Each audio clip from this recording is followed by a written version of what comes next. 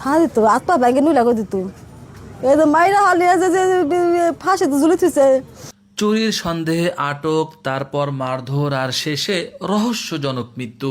মানিকগঞ্জ সদর উপজেলার তরা বাজারে ঘটেছে এই চাঞ্চল্যকর ঘটনা। নিহত কৃষ্ণ পৌর এলাকার বান্দুটিয়া মাঝিপাড়া গ্রামের বাসিন্দা। জানা গেছে সকালে মাছ চুরির অভিযোগে স্থানীয়রা তাকে আটক করে।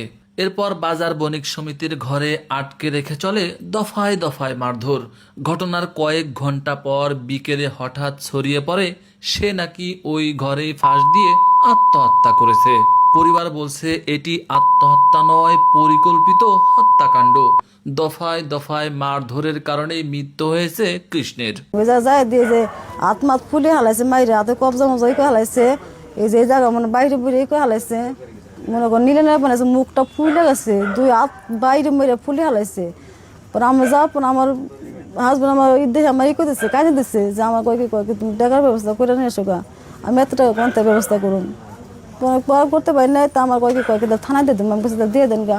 অভিযোগ উঠেছে আটক অবস্থায় কেন পরিবারের কাছে 40,000 টাকা দাবি করা হয়েছিল। তাকে সকালে তরা থেকে কয়েকজন লোকে চুরির মামলায় মানে মিথ্যা মামলায়, ঠিক আছে, তাকে ধইরে ওই গণপিটানি দিছে সবাই মিলে, এবং কি আমাদের কাছে 40,000 টাকা চাইছে। তো আমরা 40,000 টাকা দিতে পারবো না দেখে তো আমার বড় ভাইরে ফাঁস দিয়ে মাইরে ঝুলিয়ে থুইছে।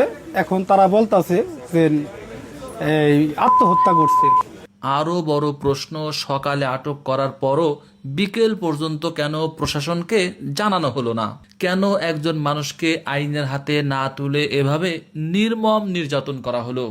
মেঘা ছিল আর সভাপতি ছাড়া তো আর এই কাজটা হয় নাই। এই ঘটনার সুষ্ঠু তদন্ত বিচার দাবি করেছে নিহতের পরিবার। আমরা এতে হয়েছে আমরা 3 জন। আমি শাস্তি চাই, আমি আর মার কে চাই না, আমার স্বামী তো চলে গেছে, শাস্তি চাই আমি।